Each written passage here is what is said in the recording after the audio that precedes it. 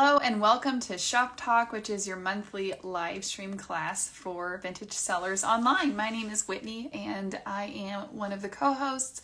I run the online shop Thrifty Whitney, and I'm so excited to have Nicole on here. This is going to be an episode with just Nicole and I from Vintage Haven Shop talking all about Etsy. So Etsy, as many of you I'm sure know, is one of the top selling platforms online for selling vintage and antiques. And this is going to be a general overview of what is changing this year and what best practices are. I'm going to have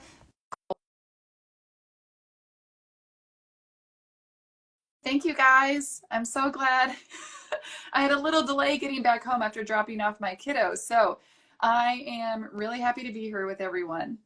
Hello, Nicole. Morning. Good morning. Okay, so real quick, just to orient everyone, if this is your first Shop Talk Live, give us like a little hand emoji or wave down below. Tell us where you're listening from. Just a reminder, we will be using a lot of chat automations and sending you links for cool things. So those work best if you go up here to the caret and you click on that little, whatever, I don't know what that's called. Click on that and then hit follow for both of us. And just in case you guys cannot watch the whole thing live, we are going to have the replay available on Instagram, YouTube, and Spotify. We are working on adding other podcast platforms. It's just finding the time to do that. But there's a lot of different ways that you can watch the replay. So if you comment replay, you will get links in your DM for all of those things. Okay, I'm just going to type that out right here. Okay, and pin that real quick. There's all these little technical things. The comment stream keeps moving. There we go. Mention the question box bubble. Yes. What? Oh. Go, yeah, just tell us about the question box. I haven't gotten there. Okay, so like Whitney said, as people join and comment, if you have a question and you just type it into the comment section, it might get lost as the new ones come in. So right here, like by the airplane, there's a little like speak bubble with a question mark in it. If you tap on that and submit your questions pertaining to Etsy in there, then we'll be able to keep track of the questions separately and we'll address those. If they're relevant with the topic we're talking about at the moment, we'll address those then. Otherwise, we'll save all the questions for after we're done with our little chat. We did receive tons of questions from everybody from Instagram too. So like we went through those. It's going to be a loaded episode, I think. It is. It'll be good. And we will try to keep it short and sweet enough that you can digest a lot of data and information about Etsy. For example, fees. It's a lot of numbers. And if we're just throwing numbers at you, you're probably not going to remember it all. So we may refer you, Etsy has a lot of help articles and things where you can go and you can look at this information and find it and reference it. And so, but our goal with this is to kind of give you updates on what's changing for 2025. What are best practices now? And we also have a lot of really experienced Etsy sellers in the chat who have like thousands of orders on Etsy. And as we would love for you guys to chime in, we try to read comments out loud because they don't show up in the replay. But if you guys have found different ways that work well for Etsy or things that have been successful for you or, things like that, then please share that with everyone because I feel like the community aspect of all of us chatting together and sharing things is what makes this such a valuable experience. Yeah. Okay. So why don't we do, I didn't put this in the outline, but do you want to tell us how long, Nicole, have you been selling on Etsy and how's it been going for you? Oh, I'm kind of a newbie, I still say, because I haven't like hit my 100 listings mark yet. I did start an Etsy shop. Was it last year? It was either last year or the end of 2023. I sell primarily on Instagram, and I wanted just another way to get my items up to be sold. And especially Etsy has like a way bigger audience than the people that follow me on Instagram. So I haven't been posting very consistently, but I do keep getting sales coming in. They trickle in, but I have sold a decent, I think 26 items or so. And it sounds like not that much, but it's because I need to keep up with posting things. So I think it's pretty high for the inconsistency, but we'll get into that later. And I definitely need to learn from this episode and like take our own advice to like get my items on there. But it's been pretty good. I'm gonna keep up with it. How many items do you have in your shop right now? Not that many. I have 30. Hey, that's a decent start. And that's kind of the number a lot of people, I mean, I always say just start, like if getting to 30 listings intimidates you, before opening your shop, then like start with 10 or 5 and just keep listing. I started on Etsy. Okay. I started selling on Instagram in 2021, April. And then, so my 4-year anniversary is next month. And then I opened my Etsy shop in December because I realized that for me to scale up and be able to like processing all of the payment information and shipping information manually on Instagram became really cumbersome. And I realized if I could pay Etsy to manage that for me, that I could sell more stuff. It's just shortening that sales cycle from listing and selling and shipping and then reach a broader audience. And then, I opened my website the following year. So like in the fall, but so thriftywhitney.com, but I actually kept my Etsy shop open because the reason I opened my website was because 25% of my traffic to my Etsy shop was coming from my Instagram.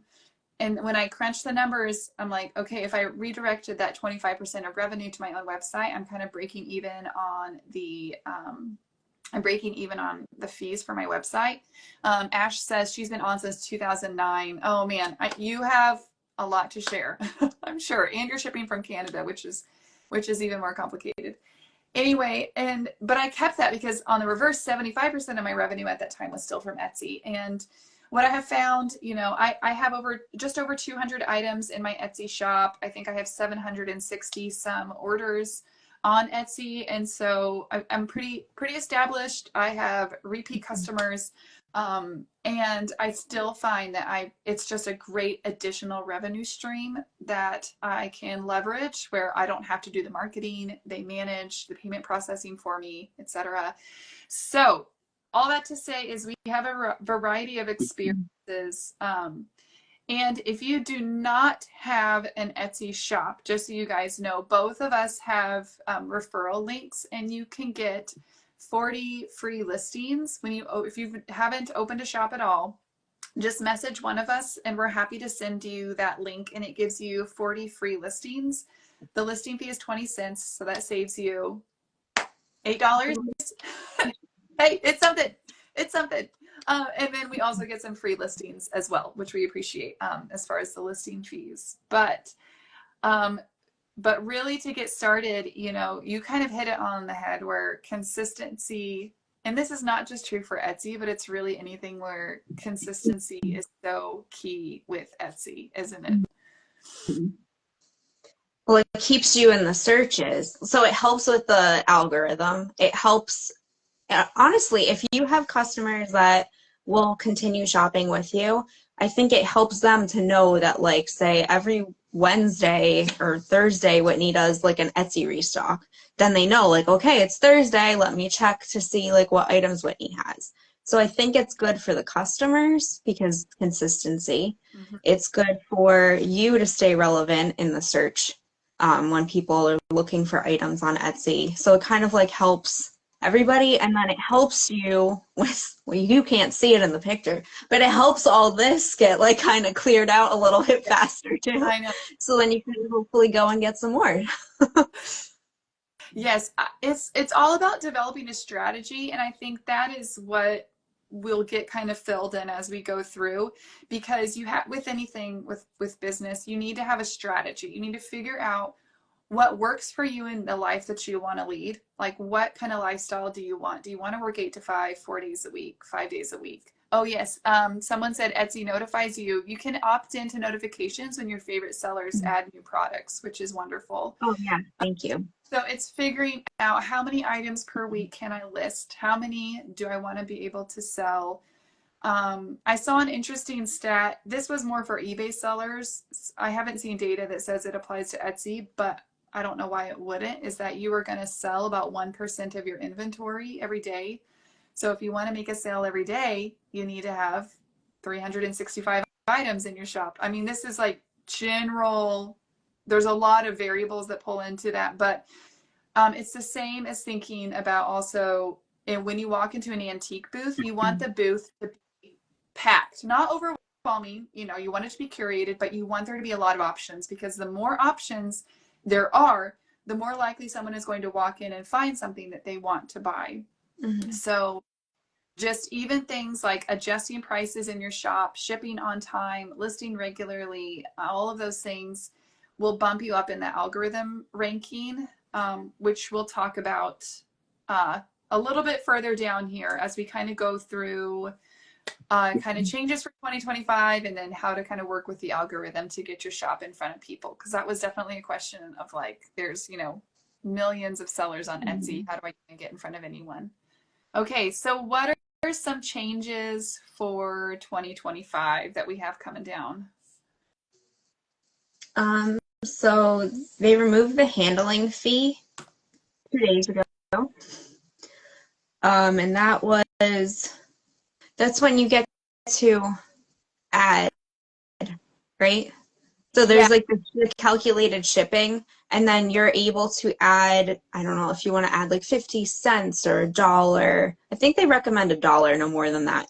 But you can add a fee to that they automatically lump into the shipping costs for the customer, just to pay for if you're slightly off with the calculations, or if you want to buy a box or the shipping materials, or even just like for your time to like pack it up. There used to be a separate area to increase the cost a little bit for shipping. Mm-hmm. Yeah, so I'm not sure what the reasoning is for that. Maybe they felt that sellers were like padding their shipping costs too much. I think I had $1 or $2 on that. And what they recommended now is that you just need to factor that into your item price. So if you have, like if I have, this is a great example, this glass vase, obviously I'm probably going to have to double box this. It's going to be packed, double boxed. It's going to take a lot of packing materials. By the way, I probably would never actually ship this because I hate shipping glassware with a passion. Like, this is going to go in my booth. But you know, you have to really make sure that whatever shipping dimensions and weight that you put in your shipping is accurate, and that you account for your packaging costs. So that just might mean if you have a $50 item, you know, you might need to bump that up to $54 if you're going to be using a lot of packaging with that. The next one, Etsy Insiders Beta Group. So this is something I haven't come across myself, but it's just something to be aware of, that they have launched sort of like a frequent shopper program, and it's in beta, so they're still testing it. It's when they invite a special select group of buyers to I think it's like $10 a month or something, and they get a bunch of perks like a tote bag. They get, I think, free shipping. They get, you know, it's basically like a loyalty program. They get exclusive discounts, a birthday bonus. So this is just something that you might at some point see come across your dashboard. It doesn't cost you anything extra, and it doesn't really make a huge impact on your shop. But again, it's just something to be aware of, like, oh, this is a thing, and hopefully it will encourage people to buy more from them, because Etsy covers the shipping costs. If you don't offer free shipping, which we'll talk about shipping shortly, but Etsy was going to cover that. So a lot of this stuff is just sort of like, be aware so that when it comes up, you're not taken by surprise. Okay, pirate ship. This was actually a shocker for me that someone had to tell me about when we were researching this. So if you use pirate ship, other than for Etsy, obviously, because it's not like a sister company to them. They don't collaborate anymore, at least. You used to be able to, if you had a pirate ship account and you log in, you used to be able, there was like a button at the top. It would be like ship reports, or I forget what the prompts are, but then there was Etsy. So then you could click on that and it would automatically load the customer's information into the fields, and then you would just you would input the box size and the weight, and if you needed to add additional insurance, you can do it there too. They removed that. I received a pirate ship email saying like, hey, this is what's coming up. So Etsy no longer will integrate with pirate ship if you're starting from scratch. Mm-hmm. If you already had an account with them and you already like logged in and was able to keep that link like alive, you can still use it. But now if you don't want to use Etsy, because you can buy your labels from Etsy, your shipping labels, they recommend using Shippo and ShipStation if you prefer to have your own separate account from Etsy to ship your items. I think also Etsy added on UPS label options for Etsy. Okay, I don't have an order, so I can't pull it up. But there's been some changes with the shipping, and so honestly, you know, if you're only selling on Etsy, then the Etsy labels are fine, especially if you're shipping smaller items. When you get into really big boxes, like 15-inch cubic size boxes, then the shipping can get a little expensive. And I do think that this is a constant issue where the customer will pick out, you know, parcel select ground with USPS, but UPS is way cheaper. And so generally, you know, I will refund shipping overages if UPS is cheaper and send it out to them. But if you're shipping mostly smaller items that are going in boxes that are less than a cubic foot, then Etsy's prices are pretty competitive with pirate ship, sometimes even the same, sometimes like 50 cents cheaper. So this really is not something to be too concerned about. There is one workaround that is awesome. And again, if you integrated pirate ship and Etsy prior to October, you're good. Like, you shouldn't have to worry about this. Is simply if you're opening a new shop, just pirate ship is not an option. But the workaround for me is that I have a Shopify website and I use an integration service called Sellbrite, and that brings over all my orders from Etsy over to Shopify. So when I go to ship, pirate ship is pulling my orders from Shopify. So I am seeing all that, and then it sends the tracking info to Shopify and then sends it over to Etsy. So if you are a new seller and you have a website and you want to open an Etsy shop, you can still use pirate ship for your orders and kind of use that workaround by using Sellbrite to connect those two. Etsy really keeps their API, their application interface locked down. They, unlike eBay, which it seems like anyone can hack into eBay's system and pull orders over and cross post. It's very hard to integrate Etsy with other services. And now they've gotten rid of pirate ship. Who knows? Maybe they want to pirate. I have no idea why. I shouldn't speculate. But there are workarounds that do exist if you want to continue using that service. So, oh, and this is one I added, Nicole. I forgot to add, and maybe this has been there a while. Facebook shops can integrate with Etsy. Have you seen this? Okay, actually, we need to talk about this because this could be life-changing for people who are posting things on Instagram to sell. So Facebook/Instagram shop, Instagram, right? It's all Meta, so it's all under the same umbrella. You can create shoppable posts. So what you can do then is, say you want to do a flat lay Friday, okay? But you really don't want to have it on Instagram. You want people to check out via Etsy so that you can have the full information and everything. You can create a Facebook shop, and then you are going to have links where they can tap on the item in the post, and then it will direct them to Etsy to check out. So this is a new integration I didn't realize existed till I was poking around in Etsy, because there have been ways of kind of hacking the system to make this work in the past, but now they've actually set it up where, and I really think, for example, like you, Nicole, I mean, some people will continue to like having the multi-post, but then it's like, no, let me just, route it all through Etsy. I'm happy to pay the fees. You just go to, and I can like give you guys all this information later, because of course now I'm going to go in and I'm not going to be able to see where it was. Oh man, because I found it. That always happens though. message me. Okay, just message me later if you guys, and I will find that. But that is an option. Oh no, it's under settings. If you go to your Etsy dashboard and you click on the little cog wheel at the bottom and you go to Facebook Shops, then it says show off your products on Facebook and Instagram, and then it will direct them. So you do have to have Facebook business set up, and that's kind of a whole different thing, but it's there and you guys can be aware of it, and you can use this as a way, again, to just cut out, because what is more annoying than posting all these things to Instagram and then half of them sell and you're like, great, now I have to go back in and repost them to Etsy. Like, just put them all on one space, and then whatever doesn't sell, Etsy will push out to their other customers. So it can be That's really awesome. your algorithm ranking as well. Okay, and last, okay, also I added this.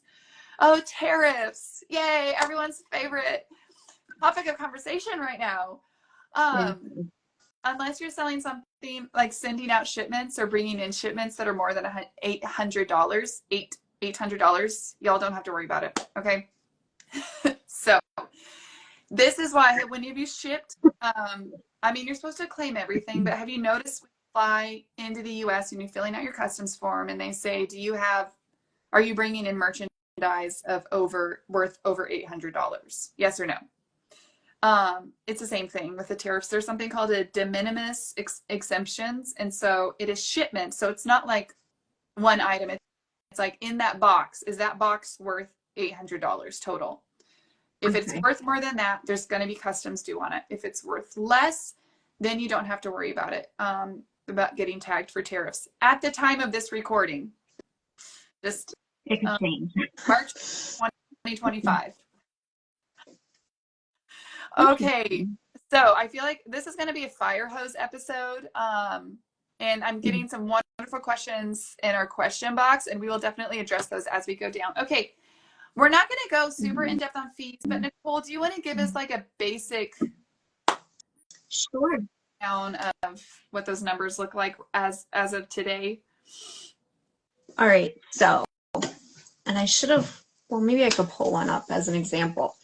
So as Whitney said earlier, you list an item, it's 20 cents to get your listing activated.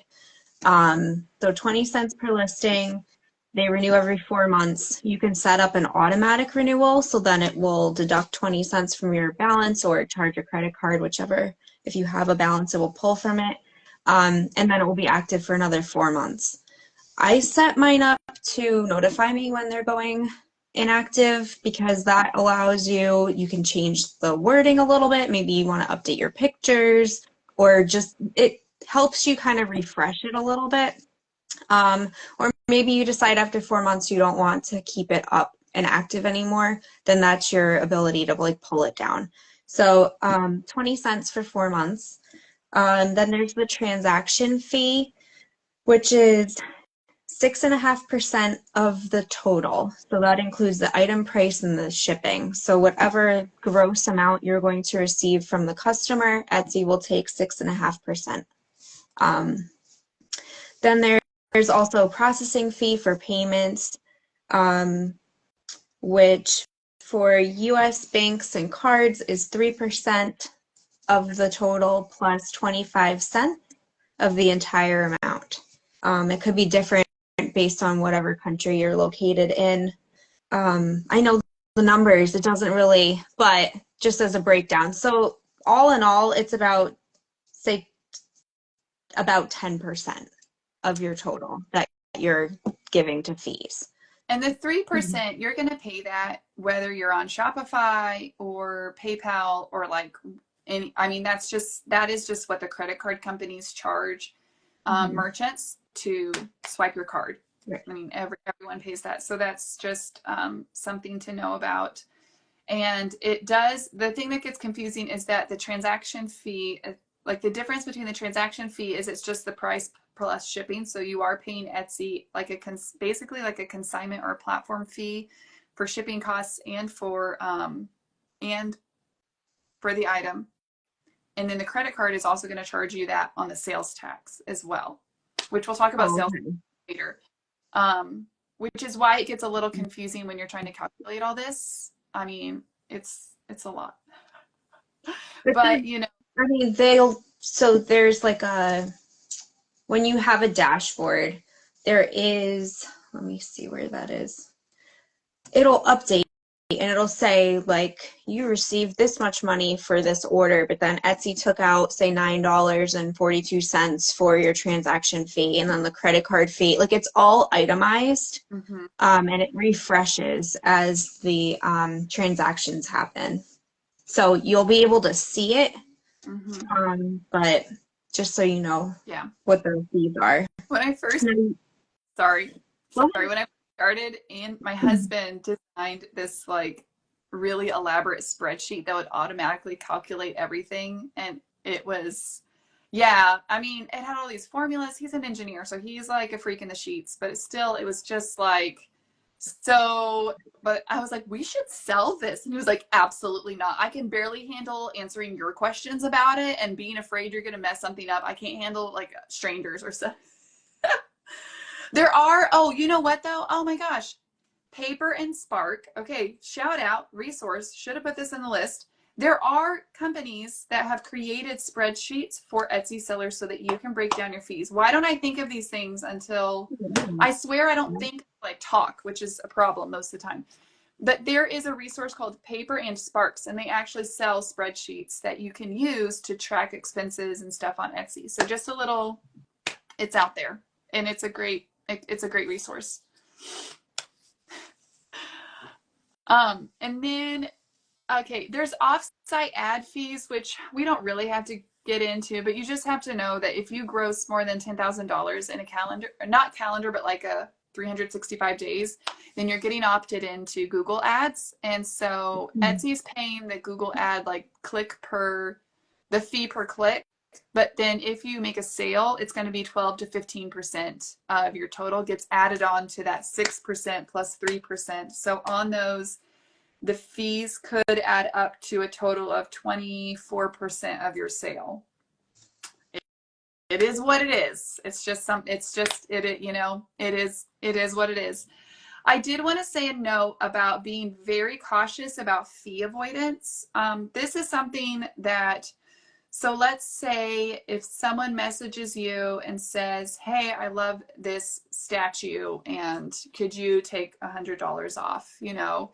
And you say, well, I can't do that on Etsy because of fees, but if you buy through my website, then I can give you that discount. Etsy has a pretty explicit policy about fee avoidance. Like if they catch you doing that, which they can read all your messages, they can see everything you're doing, like they will shut your shop down and not allow you to come back on.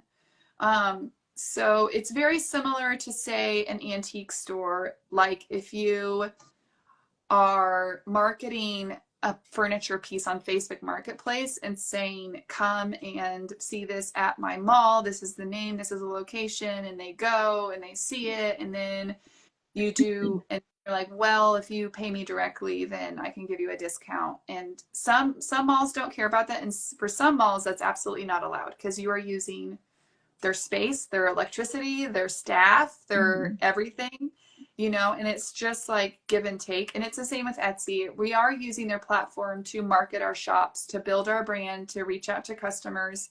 And so it's kind of like they want their cut. They want their cut. And then that's how it is. So just be aware that is a pretty big red flag for them. And so when people contact me and they're asking for discounts on Etsy, I negotiate with them directly on the Etsy site. I do not redirect them to a website. I don't tell them to pay me separately because, again, Big Brother is there. They can see all of that. And I do not, because Etsy revenue is still between 20 to 25% of my revenue, and I don't want that shut down. But you can also say, this is my website. You can find me on my website, find me on Instagram. Like, they have no problem with you putting a website link in your bio.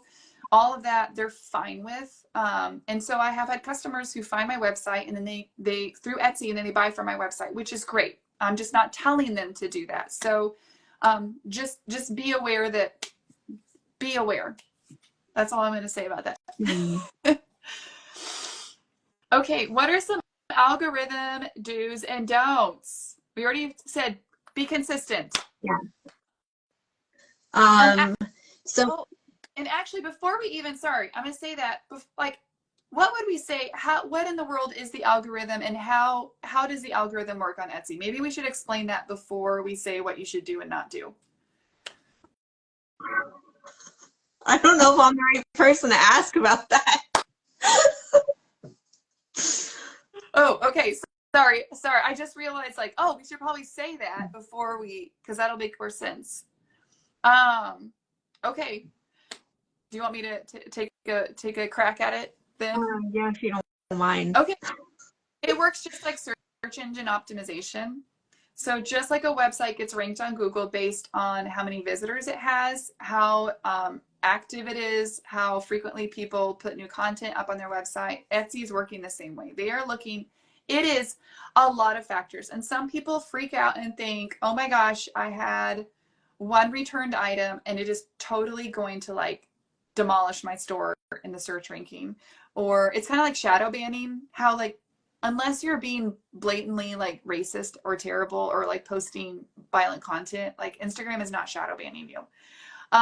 But there's a lot of things that go into why you rank on the search engine the way you do. So it can be how old your shop is, how many sales you have, how many reviews you have. Are those 5-star reviews or are they less than 5-star? Do you have star seller ranking, which is we can talk about that, but like there's 3 metrics that Etsy looks at to see basically how good of this. Are you doing things? Are you shipping things on time? Are you responding to messages within 24 hours? Are you, what's the other one? Shipping messages. Oh, reviews. Like, do you have 5-star reviews? I was just clicking on it. Yeah, I lost mine for a few months because apparently I typed out a message to someone and it never hit send. And then I like dropped out of star ranking for a few months, which was a bummer. It also looks at how well your item keywords match with what the person is searching for. So this is, again, we'll talk about, this is why the do's and don'ts are so important, but it's, you know, if someone is searching for a vintage ironstone plate, you know, is your ranking going to match with that? So that is kind of how the ranking, it looks at all of these aspects, and then there's this real fancy formula that it uses to kind of figure out, oh, do you follow shops? Because, you know, you can follow shops. So if you follow a shop on Etsy, that shop is going to rank higher in your search ranking because they know, oh, or if you've bought from them before, oh, you like this shop. You follow them, you bought from them, you probably want to buy from them again. Because you got to remember, Etsy's motivation is the same as us. They want to make money. They want to sell.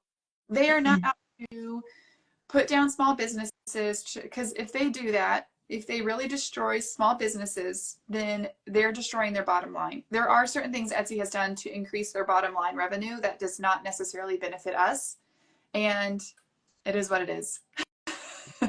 That's always my, like, it is what it is. We can feel however we want about that, but don't let those feelings drive you into making bad long-term decisions for your business.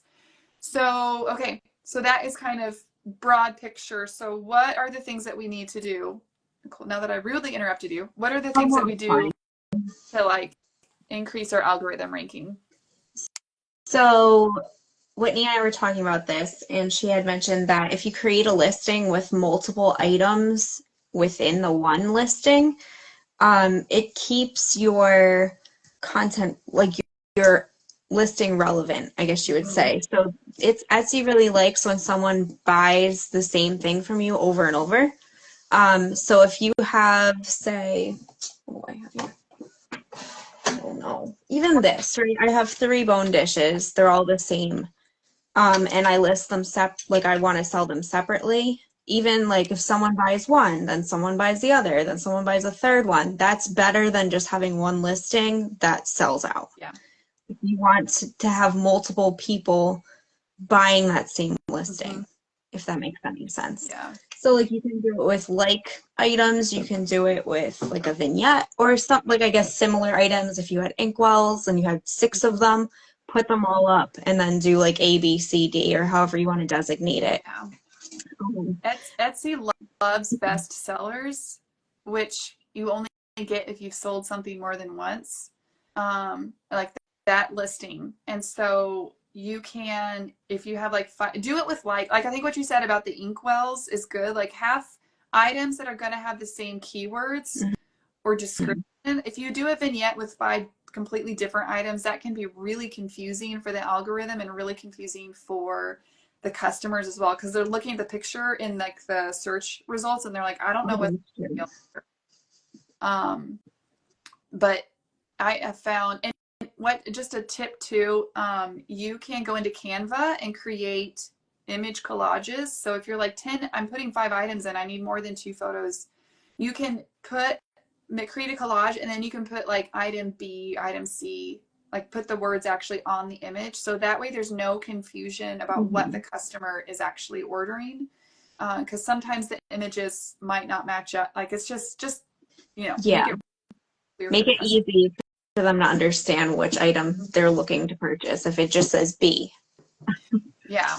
Now, and another thing that kind of goes along with that, another hack is that first off, if you have those 5 items, you're going to get charged 20 cents every time one sells, because that's considered a renewal. One thing that you can do is don't delete your sold listings, because let's say, okay, what's something, I have a pen. Okay. All right. Let's say that I found this really awesome vintage pen. I'm going to list it, and then it sells. And then 3 months later, you find the same vintage pen. It happens. Like, we do sell a lot of the same items. You can go back in and renew that listing, change the photos, take new photos, make sure the measurements, are the same. You might, okay, this one has a little damage, so I'm going to change the description a little bit, but all your keywords are the same. The tags are the same. The title can be the same. You renew that, and that is going to bump that listing up in the search engine because it sees that it is something that is sold before. So yeah, that works out. That can really help out. Now, speaking of keywords, how do you do, and someone asked this as a question down below, keywords are both what you put in your description, it's what you put in your title, and it's also there's 13 tags you can put to help the algorithm further figure out what this piece is about. Do you, sorry, someone says, does that work the same way for copying a listing? No, if you copy a listing, it's not going to carry over that ranking, that sales history. So that, you can do that though. That's a hack later on saving time. Let's say you're listing 3 ironstone plates that are all different enough that you need them to have individual listings. Create one listing and then copy it, and then just change out the photos and description. So you're just not bringing over the ranking, the history ranking. How do you do, Nicole, your like create your tags and keywords? I do a lot of copy and pasting for like all of my listings. So I had these bone dishes out, so I'll just use it as an example. So I would do like ironstone. I would do bone dish. I mean, maybe whoever this particular one doesn't have the maker on there, but maybe I'll say like England or J&G Meekin or whatever, like anything that describes this, maybe even like crazing, because they're really crazed. You kind of like, but you don't want to go too crazy, because then, I mean, it irks me when I'm searching for something. So if I say like ironstone coffee pot, and then I get like other things that come up that have nothing to do with ironstone coffee pots, but I think it has to do with the keywords or part of the description of when sellers set up their listings, but then it generates this results, but they don't necessarily match with what I'm searching for. So you have to be careful with what you do, especially with like pot, right? So like coffee pot, but then maybe it will show up like English pots or pots and pans. So there's a little bit of like crossover with whatever words you're using to search. Mm-hmm. Ash had a really good point. Moon dish. That. You have to think about, yeah, that's really good. You have to think not just what would I call this, but what my customer call it, or what would they use it for. So you can have a crop, let's say like a bigger crock, and you can call that stoneware crock, but you can also call it utensil holder, kitchen organization, Or like um, planter. planter. Yes. Think about all the different ways that someone could use it, because obviously, even within the US, there's so many regional differences with what we call things. We discovered that when I visited Nicole. Like the pop. I was like, what are they going to do if I order a pop? And anyway, Look at you funny. if I order a Coke, am I going to get a Coke? Yes. Okay. No. So there's going to be a lot of differences, you know. You don't have to worry about different spellings like gray, Gray, gray, Grey. Etsy actually takes all that into consideration. They take into consideration misspellings. You don't have to like intentionally misspell something that's commonly misspelled. But thinking about all that, Meadow Road Vintage, actually Amy from Meadow Road Vintage, shout out to Amy. I haven't talked to her in a while, but she was she has sold on Etsy for a long time, and she was a huge encouragement for me when I started my Etsy shop and really helped me figure out all of the keywords and stuff. Who is buying it? Yes, Ash. Yes, exactly. Professional decor style. So like gift for mom. I always put that. I'm like, I can't think of any more. I'll put like champagne buckets is a great example, because what are people going to use champagne buckets for? You use all like champagne bucket, silver plate, brocante find, traditional decor. You can use it for a flower vase, wedding decor, shower decor, baby shower gift, wine cooler. I mean, there's all different ways. And when you think about these, then Etsy can combine these. So if you put vintage silver plate is one tag, and the tags are the ones that don't necessarily appear in your listing, but you add them in at the bottom. And when you're on Etsy, when you're looking at a listing, if you scroll all the way to the bottom and it says search similar topics, and it says all those weird little links in the oval bubbles, those are the tags that person used for that item. So if you're trying to do market research and you're looking at a seller who sells quite a bit and you're like, what tags are you using? You can go to the bottom of that listing, and that's what they're putting in for tags. So little market research.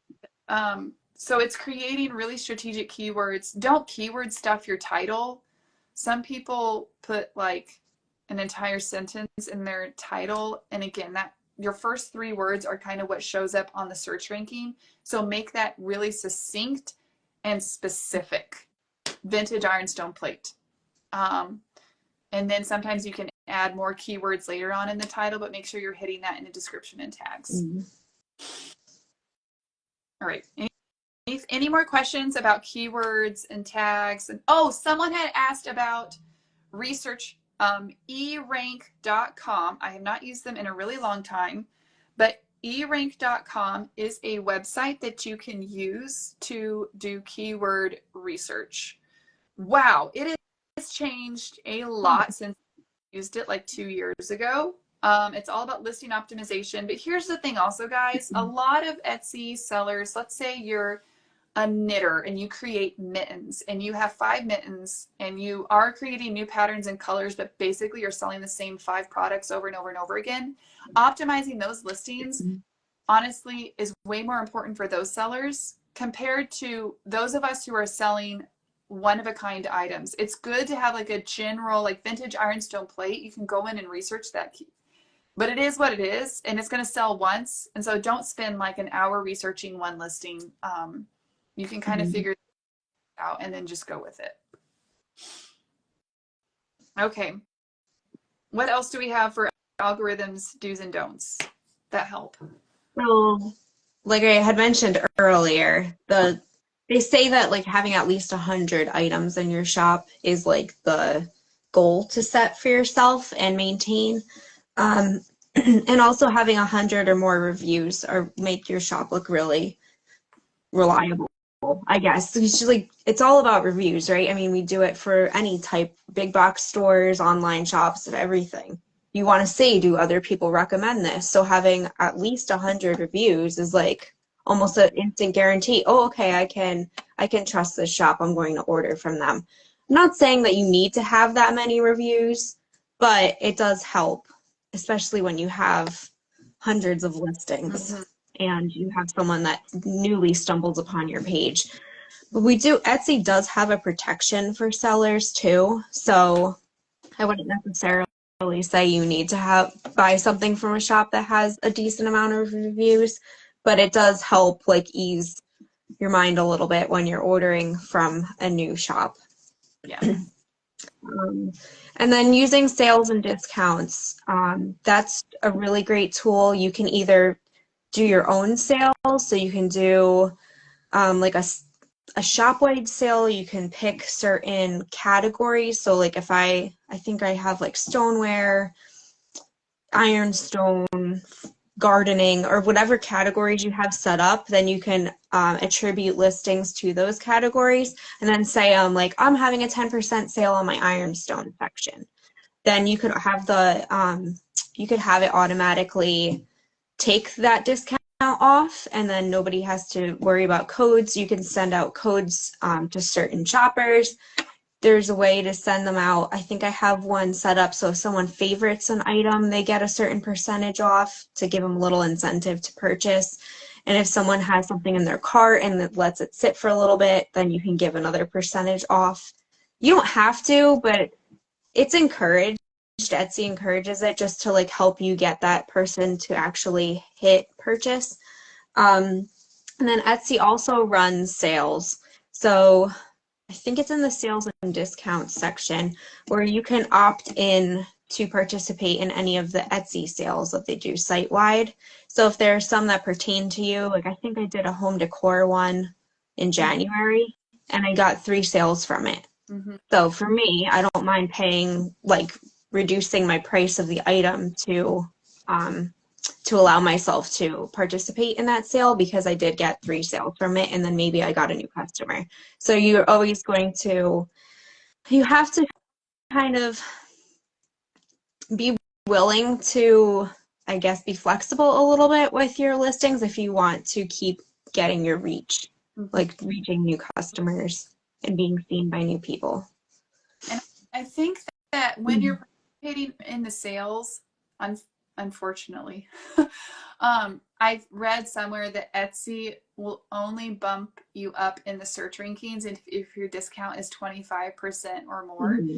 It's a pretty hefty discount for some antiques and vintage. But the other nice thing is that if you have people who have bought from you or who follow you, if you set a store sale of any amount, they are going to notify them in their little notification stream, so that it still works. It still helps you to clear out some inventory, get some capital back, and move some items, and all of that again is good for your search ranking as well.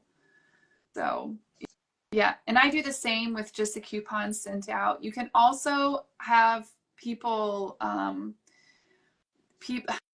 people can make offers. You can set the minimum offer that you would consider.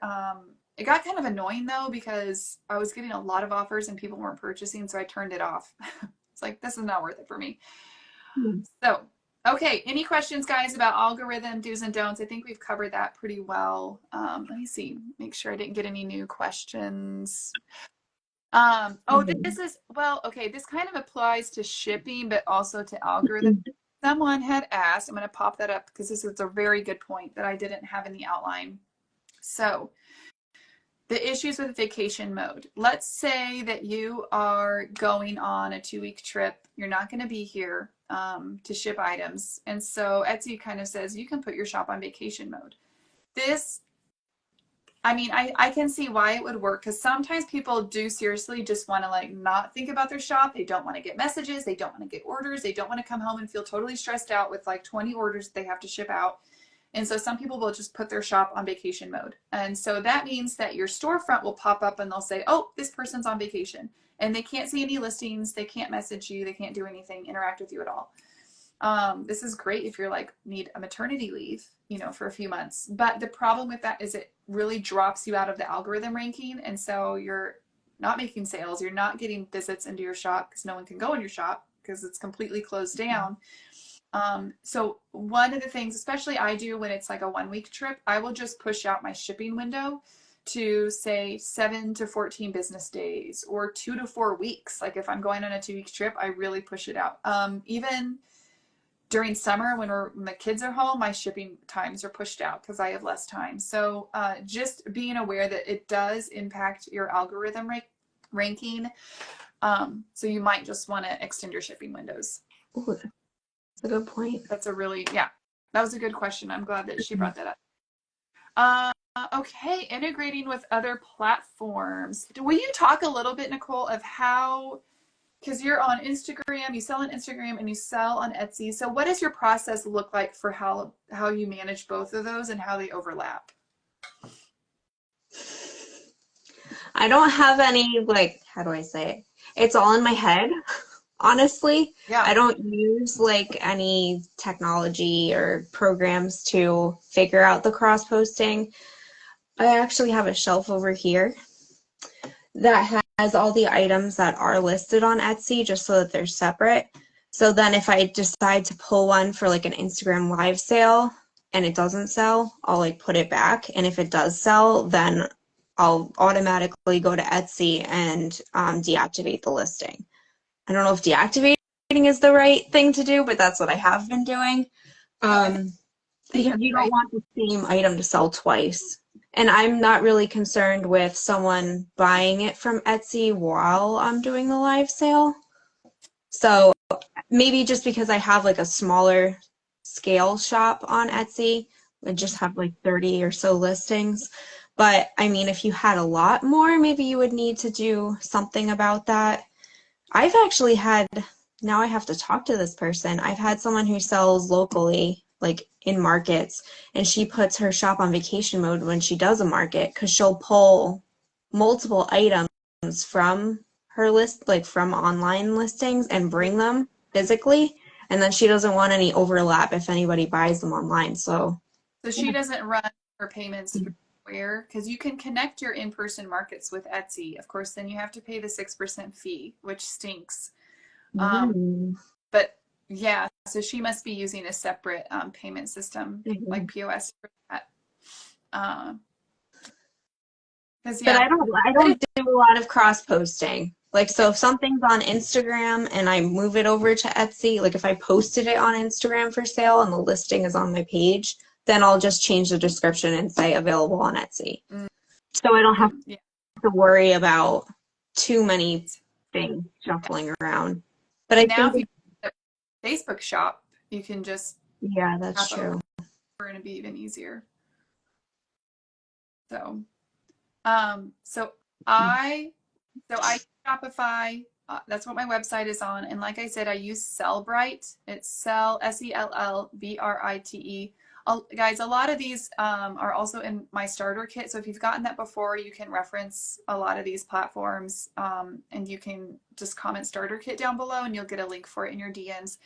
But Sellbrite is, like I said, probably the only free cross-posting platform that I found. It's free up to 20 Etsy orders. So how it works is I have my Shopify listings that I've made, and then I open up Sellbrite and it will pull over whatever like it has my whole inventory list on Shopify. So then I go in, I'm like, okay, this didn't sell in the drop, so I'm going to put it on Etsy, select those, and then it has pretty much all the windows now. It's really improved over the past few years where I can go in, I put in all my keyword tags, all my descriptions, the shipping, everything. You can set it so that it automatically ups the price by a certain percentage if you want. It does all of that for you. The only little thing to note with Shopify uses dimensional weight, which is different than what Etsy uses for weight calculation for shipping. That I need to make like a whole video on dimensional weight because that's my biggest question. So you just have to adjust what is going into the shipping fields on that, but then it pulls it over and post it to Etsy. And I usually go over to Etsy. Sometimes the photos are a bit off, you know. And then if I get an order on Etsy, if I pay for the upgraded service, it immediately pulls it off my website within like 10 minutes, within a few minutes. It's very fast. Usually I only have to pay for the upgraded service during like holiday rush. Other than that, I'm usually underneath the 20 Etsy orders per month limit. But then if I get an Etsy order, it'll import it over to Shopify. So then when I'm in Shopify, I can see all my orders. I can see my Instagram sales because I use the Shopify invoicing. I can see my Etsy orders. And then I push that all over to Pirate Ship, and that's where I buy my shipping labels. So it works great. I mean, it works fabulous for that purpose. So the only other thing, there's another platform I've just learned about called Ronati, R-O-N-A-T-I, Ronati.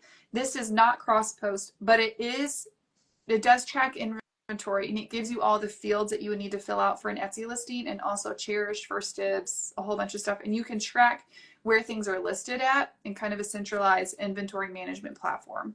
And they have a free option as well for that, but it doesn't, like I mentioned, Etsy really keeps their interface, like they don't let a lot of people in, so it's just that there's nothing that is going to automatically, push things over. So any questions about?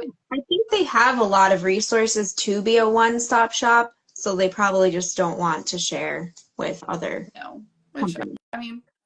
Which, I mean, if you have an Etsy shop and that's all you want, then it's great. You don't have to, I don't think you really have to worry about anything else, because they give you, like, what do they say, soup to nuts? They give you everything, like, in between from start to finish. So if that's what you're looking for and only doing Etsy, then you don't have to really worry about any of these other programs. Yep. It's great. I mean, I get asked this question all the time, like, should I open my own website or should I be on Etsy? And it's like, if you don't want to manage the payment and marketing and all of that, just do Etsy. It's so easy. You just have to worry about finding really good stuff, taking really good pictures, and getting it shipped out. I mean, just if you want to spend your time. Okay. So as far as shipping, so in this we got kind of a lot of questions about free versus calculated shipping. What do you do, Nicole? I do calculate it. I find it's easier for me, and it saves my customers on, like, the cost. So because I'm on a coast, if someone say I'm in New Jersey, so if someone in state or in a neighboring state buys something, the shipping cost is going to be very drastically different than someone buying something from me on the West Coast, even Texas. It depends on what zone you're in. But, like, say if I'm shipping a small box, it could maybe be $6 and change to New Jersey, Delaware, Connecticut, like the local states, or it could be like $16 or so to go to, like, Alaska, Hawaii, California, like the further states. So then you either have to decide if you want to take the median price and factor that into the cost, if you want to take the most expensive shipping cost and factor that into the cost of the item. But so I don't know, it got a little hairy. So I was just like, you know what? I'll do calculated, because I feel like then people that are local might be more inclined to purchase. And then it's like fair almost, because it's based on the distance they are from me. Okay, sorry. Someone commented, I think Samantha said Vendoo works for cross-listing. So I'm just as VDOO. I'm going to throw that out. It costs $0 for 5 items, and then starts at $9 a month and goes on up. And it looks like it does cross-post to Etsy if you are in multiple like marketplaces, so from Shopify over. So I don't know if it orders. Maybe you can tell us that. You can tell us if it imports orders over to Shopify or not. But if you're doing Etsy and eBay, then it can be a really great way to kind of cross-post things. Another option for you guys. Thank you, Sam. I mean, you could do certain items you can designate with free shipping. It doesn't need to be shop-wide. So, like, I sell a lot of, say, inkwells or silver plate items, and they're so tiny that, like, really the difference in shipping isn't crazy. So I could just say, like, the tomato spoon is free shipping, and I just factor in like $6 or $5 for shipping because I know it's going to be under a pound and it's a very small envelope that I'm mailing it. So you could do free shipping for certain items. You could for larger items. I mean, it's just based on what you feel comfortable doing. Yeah. But like with the, like what you said, when we sell like vintage items, I mean, it could be from something very tiny to like a box or like artwork. So our box sizes are all over the place. It's not like we're just shipping like one, like hand knit hats. Then you know how much your shipping is, and then you can factor in free shipping because it might be more familiar, like easier for you to figure that out. But calculated is pretty good. It's been more or less spot on with what it ends up being. Someone had asked me a question about that, so I feel like maybe we could just tie it in since we're talking about shipping. They had asked, how do you figure it out, and do you need to have standard box sizes to have calculated shipping? So each individual listing, when you set up your listing, you're going to go through all the prompts, like the description, the information, whatever. And then there'll be a separate section in the listing. It'll say item size and weight when packed. So you can manually input it that way. If you have a specific box that maybe, like I said, artwork before, maybe because you need it to be long and narrow and like thin, you could either pack the item in the box and keep it like that. You could set that box aside with that art because that's the one that you're designated to use for that specific item. Or I just put in, okay, it's going to be roughly this big by this big by this big, and I have an idea of a box size. That's what I do to like calculate my shipping. Standard box sizes always help regardless of where you sell, because I feel like then you have a better idea in mind for how much the shipping cost will be, give or take a few dollars. But Yeah. that's just what I do. I'm pretty much the same. I mean, I just kind of know what box it goes in, and I don't worry too much. If it's less than a cubic foot or less than 12 inches in any direction, then like it's not gonna make that, oh, this one side is 10 inches, not 8 inches. It's really the weight that is more important than the size of the box when you're under 12 inches. I mean, you might see a few dollars difference. So it's always better to overestimate, not a ton, but to just give yourself some leeway with making sure, because then when you go to pack it, you know that you have the freedom to like really make sure that item is secure. So yeah. And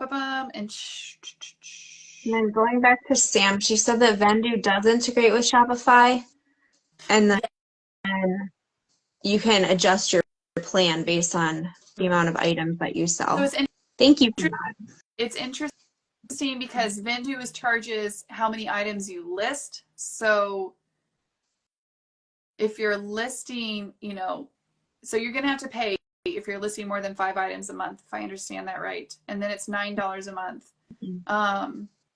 So you're paying that, you still have to pay the Etsy listing fee, and then you're paying just a flat monthly fee to use the Vendoo service. Whereas Sellbrite they don't charge you a listing fee. It's just if they are importing more than 20 items, 20 orders over per month. So they just charge it differently. So you just have to see what your volume is, and Vendoo might be cheaper depending on what your order volume is. So, or Sellbrite might. This is why it's great. We're getting great feedback from everyone.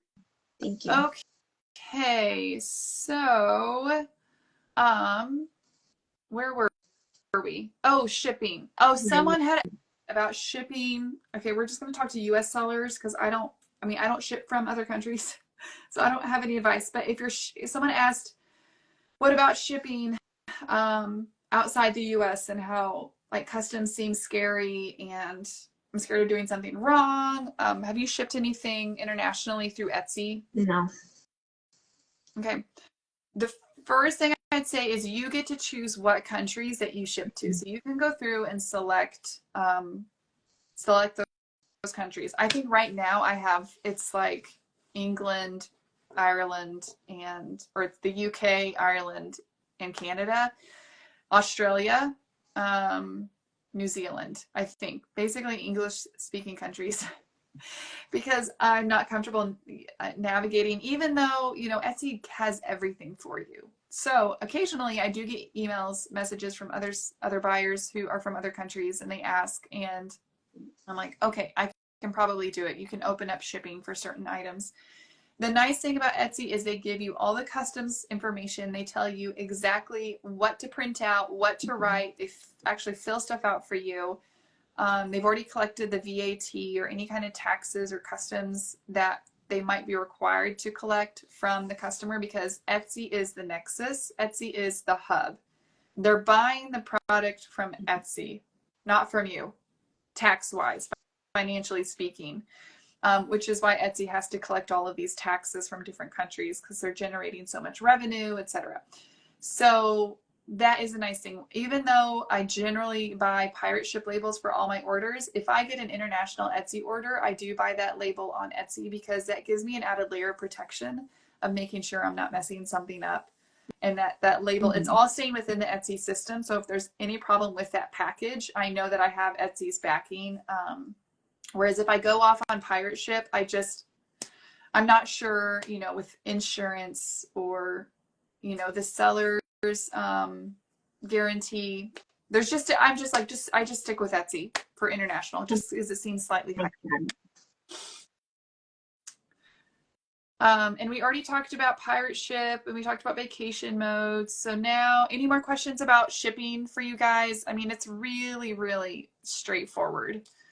Because otherwise we're going to move on to talking really quick about photos, and really just sharing some hacks that we've had when it comes to photos, that we figured out ways to get it.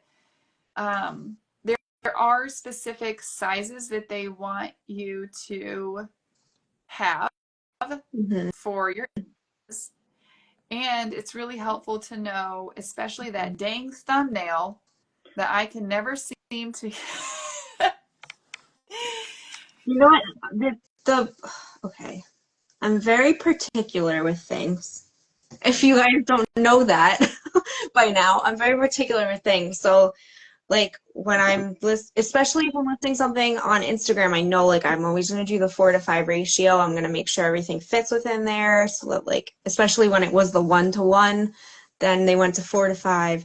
But now Etsy prefers a different size, but then the thumbnail, when you look at it on a computer versus how you look on it on a phone, the image crops funny, I guess you would say, and it drives me crazy. So, I mean, the best thing to do is just, like, take a step back and just, like, really make sure that the whole image can fit in every format, even though it looks so much nicer when you do the little, like, artsy kind of shot. The first image should just be, like, from stepping away a little bit and just guaranteeing that it fits in all sizes. Now, I can't say I do that. I need to go back and, like, adjust certain pictures, because I have a silver plate coffee pot where, like, the lid is cut off when you look at it on a phone, but when you look at it on the computer, it looks great. So you just have to be mindful to make sure, like, that whole image of the item fits within the thumbnail, because that's what someone's looking at when they generate a search. Yeah.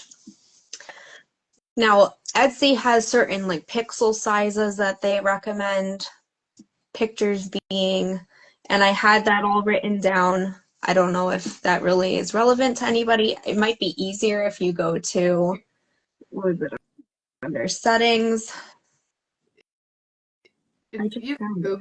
Oh no, help. Sorry. It's under the help center. And they have a whole thing on photos and, like, what pixel ratio you should do and what size ratio you should do for each picture. But basically, they say at least 2,000 pixels width and height is good for a picture. And it should be, the image size should be less than 1 megabyte, because that's huge if it's more. And then you'll notice if you're scrolling and you're wondering why certain images don't load, it's because they're saying that if it's over 1 megabyte, it won't load as quickly as the other ones. So if you just make sure you don't want to, like, how would you say it, compromise the quality of the image, just make sure you're not shooting at such a high size if you're especially if you're using like a physical camera, not your phone to take the pictures, because then it might bite you later on when someone can't see your pictures loading. Mm-hmm. But I don't know, I always did the vertical format, but I think when we were chatting, you had said that the horizontal would be better. It's easier to get the crop you want because the cropping size for the thumbnail is 570 by 450, which is slightly, I don't know what the ratio is, but it is slightly. So I think what you said is key. You have to step back, literally, not just mentally, but you have to like physically take a step back and get at least one shot that has a lot of white space around it. And you can adjust the thumbnail, but sometimes when you make the adjustments, it doesn't save, and then you really do have to like step back mentally and just like, I'm gonna come back to this later. Because another thing to know is thinking, okay, because we all do love the super styled artsy, like let's make these vignettes. And I hate to say it, but the truth is, save those pictures for your Instagram. Because on Etsy, you are going to rank better and people are going to notice. And just do this a test. Go to Etsy, like right now on your computer, and go search something and see which images stick out to you and which make your brain go a little like, too much to process. Because there are, I mean, right now I'm looking, I'm on Etsy, I have my computer up, and I'm going to search like vintage ironstone teapot. And the ones that are sticking out are the ones that have very minimal backgrounds. Oh. They're either white, they're very plain, you know, but those are the ones that it's very clear what's for sale. Now I'm just looking at the picture. There's one picture, and I don't know who this seller is. This person she has a little creamer with flowers in it, and there's a purple ribbon tied around it. It's on top of a stack of 3 small plates. There's a bowl in the background, a platter in the background, an onion board in the background, and there's 3 little ceramic sheep. What the heck is for sale here? Yeah, I see that Title, I'm just confused. I'm like, what? I have no idea what you're selling. A lighter shade of purple. That is literally what the title says. I still have no idea what that's selling. Now it's super cutesy, but always clear over cute. Sorry, I always have to quote. You always choose clear over cute. Your photos need to be super clear and obvious what's for sale. So if you can have, it looks way better when people pop into your shop if you have a very consistent background. So I do styled, I don't know if I really do vignettes. Honestly, I just like throw stuff on my table and take pictures. I'm like, here you go, guys. You do beautiful vignettes, Nicole. But I also think you do a really good job of pairing back what's in the photo for the cover image. You can have those styled vignettes later in, and I always put lingo in my listing that says like props are not for sale. And I'm very, very clear on what is for sale in this picture. It's this item. But you're just, you just got to make sure that your cover image is going to entice them to click through and not confuse them. Mm-hmm. And another thing, if you use filters, okay, I know it makes them look pretty and I know it makes everything look cohesive, but if you're using a filter on something that's like cobalt blue and you pull the saturation all the way down, that is tampering with the item color. So someone might not know that it's not this bright, bold blue and they order it, and then you're going to get a negative review. So on social media, I mean, people do it. I always edit my photos, but I never intend on changing the color of the item, but you kind of don't want to set yourself up for failure in that respect. That like if I have here, perfect example. This is purple glass. Mm-hmm. Ooh, that's hard to If I like mute the coloring and someone thinks it's like gray, then they'll be like, "Ooh, I really love that gray." And if you don't have, if maybe you write one little line that like, "Ooh, it's lavender glass because of the magnesium and the sun, that sun purple," that if someone doesn't read the listing and they're just going off the pictures and they're like, oh, I really like the shape of this and I like that it's gray. It's going to go in my house, and then it's purple, and then you get a bad review. Yeah. So I would only, personally, I would always say if you're going to edit the item, the photo, make it so that you're showing the true coloring of that item. Mm-hmm. I mean, I brighten everything because I want it to be like light and bright and airy kind of looking, but I'm never going to purposely change, well, how you say it, not purposely. I'm never going to want to alter the coloring of the item because that's like false advertising. And it's like there's a lot, I've seen a lot of what I see a lot on Etsy is sellers who are kind of into moody, more dark imagery and branding, so they drop the lighting down and their images are really dark, and then it's just like it's hard for them, it's really, really hard to sell the item. So it's like filter, like kind of going back to, you have your marketing photos, you have marketing for your business that's sort of like, this is my vibe, this is what I love. But then when you're doing product photography specifically, your goal is to show that item as clearly as possible. Even staining on an iron, you know, if you have an item, it can go either way. Someone doesn't want staining and they couldn't see it because you blasted the heck out of the lighting on that and like completely blew out all the highlights, and they can't see it and they get it and they're like, this is brown, I thought this was white. You know, it can go both ways. Over editing, you know, can also cause issues. And also I just thought of this, use all 10 photos. Like I just saw this, there's this killer for $315 ironstone stained picture with a picture with an anchor on it. Like, this is amazing. There's 3 photos. There's only like, use all your photos. And on that note, put in more than 10 photos. And this is what I do. This is where Canva comes in so handy. Okay, this is a hack I use, especially when I'm listing quilts, because quilts, there is no way I can show all the images I need to on a vintage quilt with only 10 photos, generally.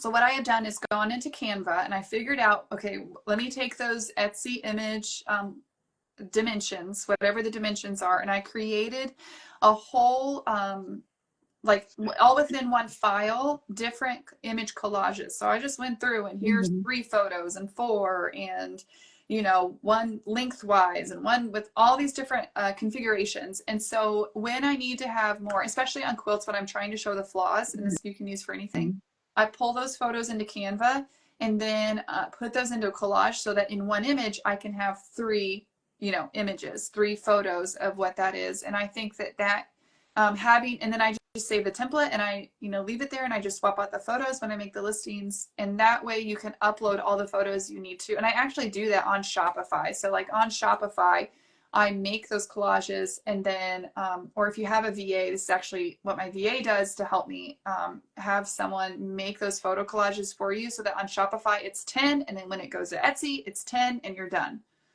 So that VA virtual assistant. For anybody who doesn't know, because she used that with me, and I was like, "What is that?" And I had to look it up. Like, but Etsy does also let you do. You have the 10 image limit, and you can also do a video too, if you want to utilize the video option. Yes, I know. Make sure the sound is off, or like have some nice soothing music on the background, because you don't want like your dog barking or your kids screaming. There's no sound on Etsy videos unless they change. Oh, okay. Yeah, so you don't have to worry about that. But yes, that can be really great. And another tip I just thought of is also like scale really helps too. I mean, this is it's hard, like I mentioned, you're trying not to like put too much stuff in your image, but in one of the images it can be helpful to have something that shows the scale of the picture, especially if it's like a mini creamer and someone, they're going to look at that and think the picture is this big because they're not going to read that it says 3 inches high, because you can put all your stuff in your descriptions and people still don't read it. So yes, Patty, you're right. Etsy encourages video. They love video. Video has a higher conversion rate. I don't do it because I'm lazy. I should do it. I did it with one thing, but 15. Oh, only 15 seconds. Yeah. Thank you. You just turn it around, get those little turntables, get a lazy Susan, and then you can like be like Mhm. QVC, flip it around. So, all right, any more? I think we've hit up photos really well. We've already talked about listing, how to get, that is kind of the biggest problem. People are like, it takes so long to list. So, like we said, part of it is just getting used to the platform and doing it. Creating a listing with multiple items, we already talked about that. That can save you a lot of time. Um, and creating listing templates. So this is something I do on Shopify. I have like a draft, it's saved in drafts. And so when I have something new for my booth, I use my booth template. I copy it and then everything is already filled out for the booth. When I'm making a regular website listing, I copy that. And a lot of the things are already set. And then when it's a quilt, I have a specific wording template I use in my quilt listings. And so I duplicate the quilt listing and then all that's there and I don't have to recreate the wheel every time or remember everything, even the tags and category. You can do the same thing. If you're selling like your top three, I don't know, let's say your top three sellers or items that you list are like advertising pots, artwork, and quilts. You can create 3 draft Etsy listings and set up all your keywords and tags. Maybe have like 10 tags in there that you would use the most often. Have the category set, everything, you know, in there. And then when you go to list, just duplicate that listing and then just fill out the template. So that can really help you speed up your listing process and help make sure you remember everything. Mhm. And then you could always like copy a listing too. And then, but with that, you just have to make sure that you're changing everything. You'd have to swap out the photos, change the title, the description, the condition, the however you have it set up. But the thing with copying it, I always copy listings because I make sure I go through everything. But sometimes the price doesn't update. And that happened to Oh, me. And I sold something for way less than what I should have sold it for because the price was like, it didn't, like I remember putting it in there, but it didn't save. So just be careful and you maybe just double check too when you go to publish it that everything saved correctly. But yeah, I sold something for like $40 less than I should have. ouch. And I was like, that hurts. You're like, But you're telling the customer, you're welcome. That was I a really good deal. know she was probably like, wow, I got this for a great deal. Well, Come it's back. because I neglected to double check. Come back and spend that $40 on something else, please. Yeah. um, and I guess we didn't really talk about descriptions. I'm just, you know, put all your measurements in there. Put, you know, talk about, describe the item, give the history, give the age if you can. You don't have to write a novel of like how beautiful and gorgeous this item is and oh my word, when I found this, my heart like, no, don't write a novel, but just give all the answer any question that your customer might have about the item. How old is it? Where was it found? Who made it?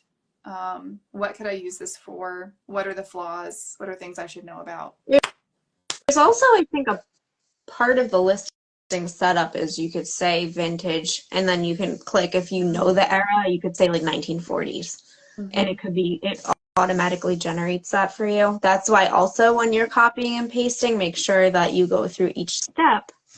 That's one of my steps that I'm like, ooh, I have to make sure that if it was like an ironstone piece from the 1800s and now I'm copying it for something, maybe I should just tell you not to copy. But just like you have to, it's easier for me than starting from scratch, like create new listing, because then you have to put in your like disclaimers and your typical like shipping is this many days, and if you want UPS, contact me and I can get you a shipping quote. And because Etsy didn't offer UPS, but yes, that's why I copy. Mm-hmm. Okay, we probably need to rip through these last 2 bullet points so that we can get to all the questions.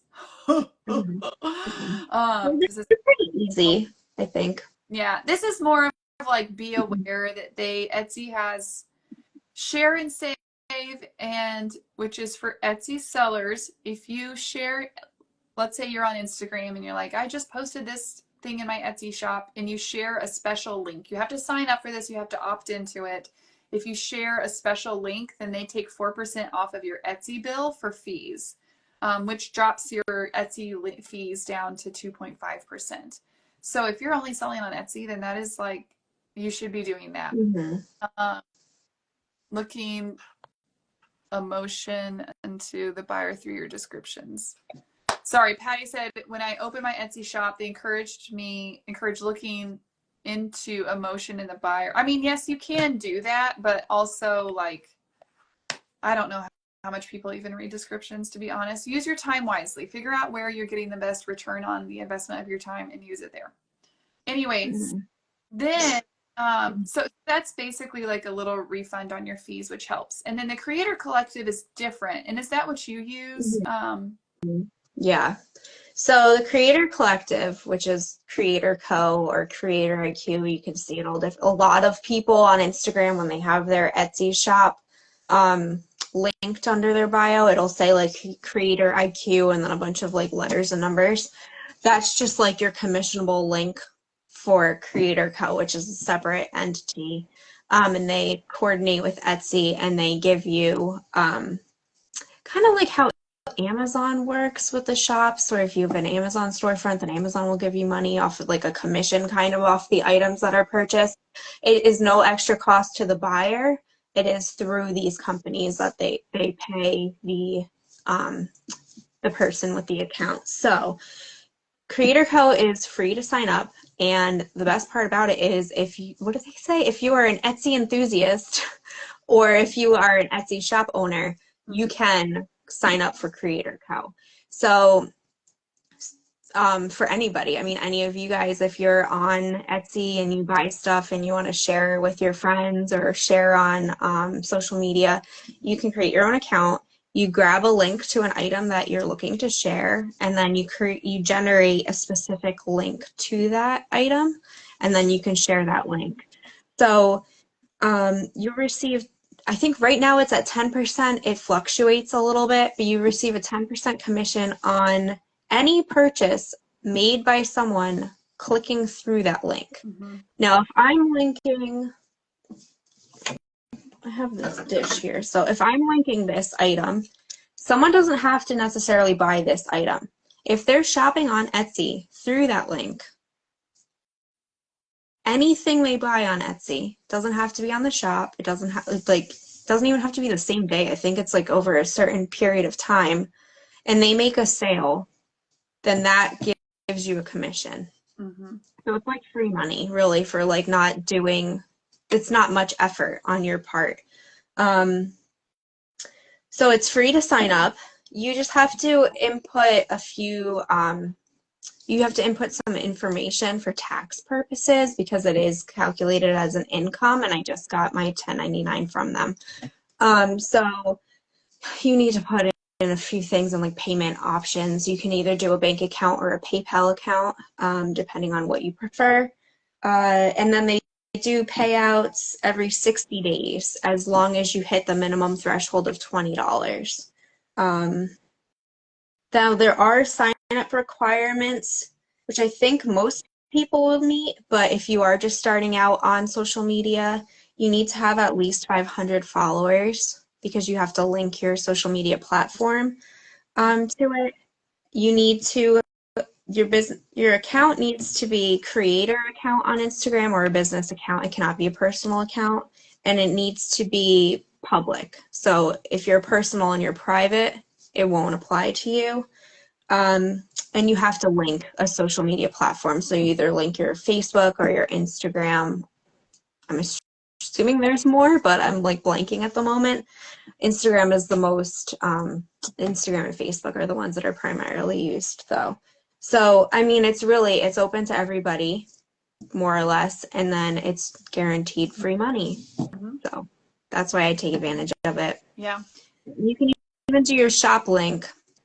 I don't know if I said that before. So like if anybody clicks on your Etsy shop link in your bio, if you have a shop, then if they shop through that link in your shop or anybody else's shop, then you will get the 10% commission on any of the purchases made. Awesome. Okay, Amanda from Monarch Rose Antiques just had a note where you put your return policy in the description too, and that's a great point. Is you can set your return policy to whatever you want. That's a question we're going to address here in a minute, but Mhm. I have a standard lingo that I put in every single listing about shipping. Like, hey, even if you choose parcel select ground or ground advantage, I might choose UPS because it's cheaper and faster. So I reserve the right to change the shipping if you need it. I don't do that if they order priority. I'll send it priority. But you know, there's just some information like in there about like store policies that I put in the bottom of every listing. I just copy and paste it Mhm. into theirs. So okay. Do you want to do this like a lightning round? All the Sure. questions that we have. Okay. Let's go. Because how to handle offers. Do you have offers turned on for your shop? I do You do not. not. So, and I do not right now either. You can do that. Yes. You can do it. No. You can decide. You can. People are going to message you anyways, and you just decide whether you have a flat policy of like, no, I never take offers. Depends on the listing. Maybe it's been in your shop for 2 years and you just want to get rid of it. It's better to get that capital back and put it into something better if it's been in your shop. So you just decide how quickly you want the inventory to move. Don't get offended or emotional. It's just a thing. It's just offers, lowballers, hustlers trying to get a deal. I respect that so much. I really do. Mhm. So don't, it's just a thing. Yeah, Okay. it's up to you on like how much you have into the item and if like your profit margin will be cut into, but you could take it as like, oh, it's a sale. Someone's interested and they'll buy it right now. Sure. Mm-hmm. Great. I love flipping stuff, moving it quickly. Okay. Next question, Nicole. Seller support. Why can't you ever talk to a real person ever? Have you had to contact I've support? I've never had to contact support for Etsy, but Yeah. what is it? If you are, Support is easy if you have a star seller status. it's really easy. There's a little chat option. You get on there, you chat with them. They respond right away. So try to get star seller sit that.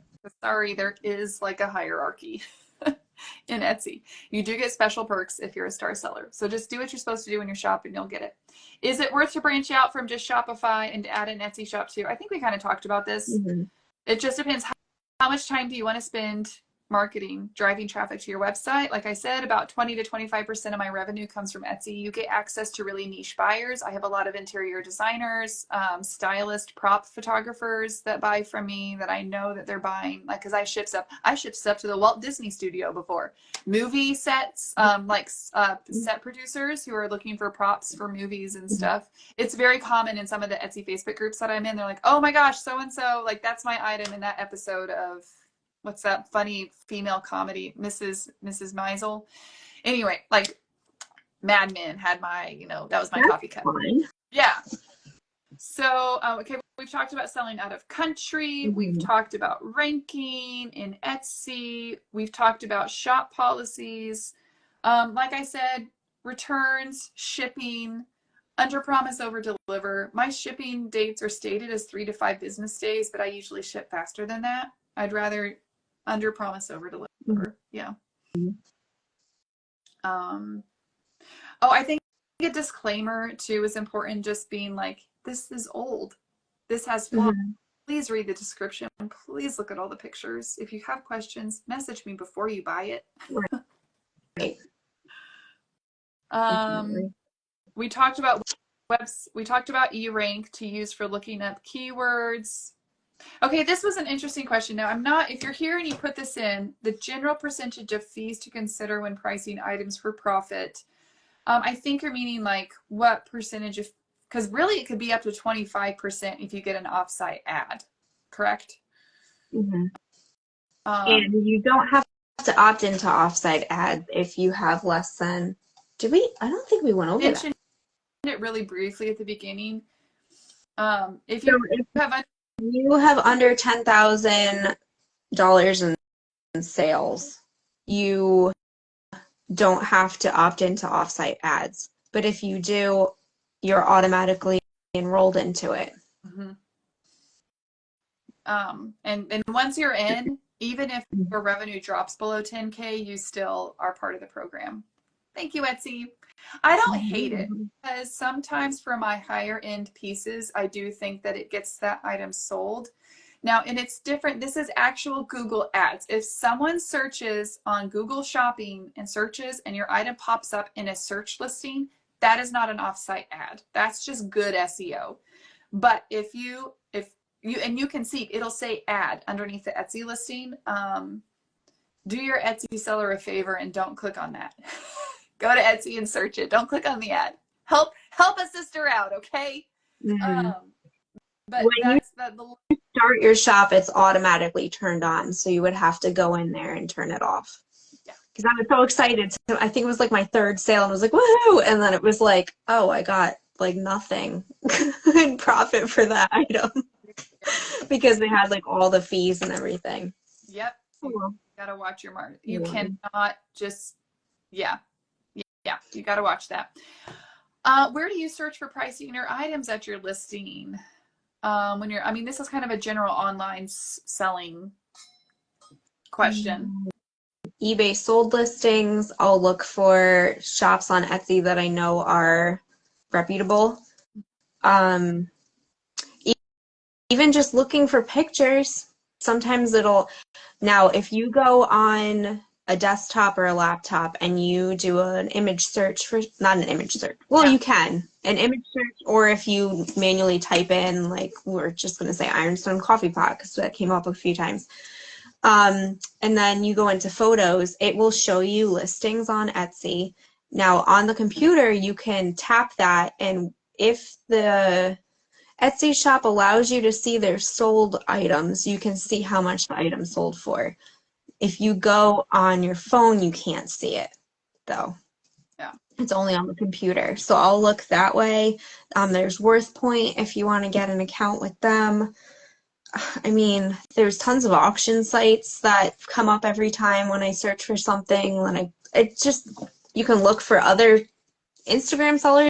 If you sell on Instagram and you know, like, so and so sold this for $55 and it sold like that and it were backups, then you kind of just like have to do a little bit of research when you're looking for the price of an item. And it really helps too. Etsy, you can get a really wide range, but if you're selling, Etsy prices typically are a bit higher than, say, eBay. And so you also have to think about the platform and where you're selling at. That really matters. And so if it's $20 higher on Etsy and you're selling on Etsy, then go with the Etsy price. And just watch your margins. One of the things you have to look at, if there's a bajillion ironstone pictures on there, and so you're going to have to price things more competitively if you want it to sell quickly, because customers have a lot of options that they can shop around. Whereas if I have something that's like I had an antique Western stoneware crock colonial pattern salt, one of the salt crocks with the hook on the back. And okay, this Patty, you're asking if WorthPoint is worthwhile. And so I went on WorthPoint, and only 3 of them had been sold on eBay in the past 3 years. Sorry, 10 years. 3 items in 10 years. So this was a really, really special collector's item. And so I looked kind of, okay, there's inflation, but I'm looking at what the last one sold for was like 4 years ago. It sold for $150. I'll put $150 on it, and it sold within, I don't remember, within maybe 3 months, because it was a very specific niche item. WorthPoint is worth it if you're specializing in more high-end collector niche items and you're going on there a lot, like to search for pricing. WorthPoint pulls over data from the past 10 years. And so eBay only stores their sold comps for 3 months. They changed it for 3 months, but WorthPoint actually stores it for 10 years. It also pulls over solds from different auction houses online. Most of it's eBay. It does not pull Etsy comps over. But again, if you're just selling general vintage decor and there's a lot on the market, just use the market to determine the value for those pieces. But it has helped me when pricing collector art, fine art, that kind of thing. So it's a resource for you to know about. So just look at supply and demand. Pricing strategy, I think we pretty much already talked about you know, that kind of goes along with pricing your items competitively. Mhm. Um, And then factor in, like Whitney said earlier, if it's something that's going to require a lot of packing material and maybe you don't, like I reuse as much packing material as I can, but there's just so much that I can get, right? But if I'm buying like packing peanuts and if I'm buying standard boxes and if I'm buying the bubble wrap, so then you can take into account how much all of that might cost for that order because it requires more attention than maybe a wooden item that you're selling that doesn't really need much padding. mhm. Okay, next, returns. What is your returns policy? I mean, Mm, I have I have no, turn. yeah. And if the customer is really, really unhappy, we will find a solution. Okay, this is a great example. So I sell, this goes back to those, you know, selling the same thing over and over again. I bought over 500 pieces of restaurant ware.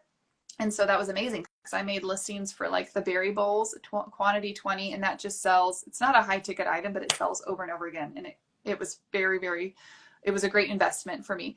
And so you know that there's the glazing pits like on the bottom of the bowls. And I talk about that and Mhm. I say, you know, you're seeing an example photo, yours is going to have the glazing pits, etc. Well, someone got them in and she didn't realize, she just didn't know. She was like, oh my gosh, there's chips in all of the bowls. And I'm like, send me a photo. I always say, send me a photo. Tell me what happened. Send me a photo of the packing. If something gets damaged in transit, you need to make sure that they take pictures of all the packaging. And she sent me pictures. I'm like, okay, this is what the issue is. And she just felt like she couldn't use them. And I'm like, you know what? Can we compromise? Can I just refund you for the item price? You pay the shipping. I refund you the item price, and then you can like Merry Christmas, you know, but that way I'm not out the shipping money and I'm just like out the money. And she was Mhm. perfectly happy with that. And that way I didn't lose a customer. You know, so I just work with the customer to make sure that you understand their concerns and that you can do what you can to help them be satisfied with the item that they received. Mhm. On the flip side, I had someone leave me like a 1-star review for a quilt top 6 weeks after it had arrived on her door. And she was like, it smells like mouse pee. This was like 3 years ago. It smells like mouse pee. The colors don't look like the photo, blah, blah, blah. And I'm like, if you had contacted me immediately upon receiving that quilt top, I probably would have had you send it back because you probably just threw it out.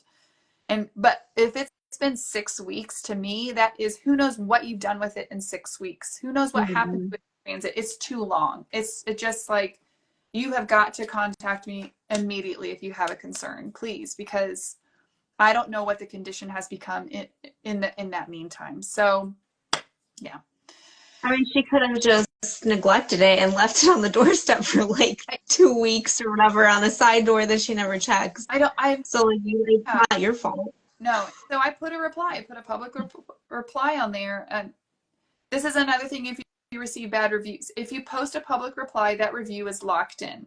If someone posts a review and they're unhappy, ideally what you need to do is reach out to them and be like, message them, hey, I see you're really unhappy with your item. What can I do to make it right? The problem is you have to know what your boundary is. Like that person, it's been 6 weeks. I'm not taking that quilt top back and I'm not sending you back any money because Right. you have addressed that beforehand. But once you reply, then you lock in that review and they can't change their star rating. On the reverse, if you make the situation right, it can go in and change their star rating and make it better for you. So just something to think about when you're interacting with customers. So And it will prompt you too. Like if you go to reply, it'll say replying to this um, review will set like lock it in. yeah. Um, if you offer returns, how do you refund the money to the buyer? Uh, Wait until you have that item in hand and you've determined it's in the same condition that you sent it out. Don't send any money back. You can send them a return label via Etsy. It comes out of your pocket normally. Um, so yeah, I think I think that pretty much answers that I question. think So you want to be a little cautious if the item is very fragile because it might not be returned to you in the same packing as you packed it in. I don't know. I'm always a little, I would be a little nervous about that. like if something was super fragile, like very thin glass, and you had to pack it a certain way, and they're not happy with it, and they return it to you, they might not use all the same packing material, and it might show up damaged. Yeah. So I don't know how you would deal with that. I think you'd have to just decide what your policy would be if you're sending something fragile like that. Okay, I think we made it through, guys. I knew this was going to be like a chunker. This is a lot of information. Do you guys have any more questions about Etsy? Just a go ahead. Oh, I was just going to say one more thing about refunds. It's very easy to set up. So I do it for shipping overages. I don't have like Whitney said that she says in her listing description that she will use UPS if it's cheaper. I will reach out, like I just did it with somebody who lives like less than an hour away from me, and they selected USPS priority mail for a very large package. And I was like, it's coming up as like $60 it charged this person. I was like, do you mind if I switch to UPS as the carrier? Because then I could refund you about half of what you paid. So then you can just go into the refunds and you select the reasoning for refund, and you say it could be shipping overage, and then you manually enter how much you want to refund them. And then it will automatically deduct the tax that it was charged on that transaction to them too. So it's very simple to do. Okay. And that's the way you could do a partial refund on the item too, if you decide that you want to give back a few dollars or whatever for something that you didn't include in your disclaimer. That's it. No more questions. Right. Woo! I mean, I think we covered a lot of ground. Thank you guys. If you've been here since the beginning, man, you've sat. I know. And you might need to just go sit in a like quiet white room for a little bit to just like I've got to decompress. I have to figure out how to get those chairs home. On my way home from dropping off my daughter, I stopped by the thrift store and I found 2 leather chairs and I paid for them, and now I have to go back and figure out how to get them in my van. Anyway, if you're local and you want to come help me, give me a ring. Anyway, okay, guys, and just a reminder, if you have not opened an Etsy shop, we have, both of us have, you can get you 40 free listings to get you started. So you just DM us for those links afterwards, either of us. You can comment replay. I will have links up shortly this afternoon for YouTube and Spotify, and hopefully it'll be on Instagram. I had some problems with Instagram yesterday and I had to reinstall my app, but it seemed like it was working today, so I think we're fine. But thank you again so much. Next month, I think we still need to figure out what our topic is. We're kind of behind on planning, but it'll be amazing. Thank you so much for being here. We appreciate you guys so much being here for Shop Talk. Nicole, as always, thank you. It's a delight seeing you. Fun. Good to see your face. I know. Right. Okay, bye-bye.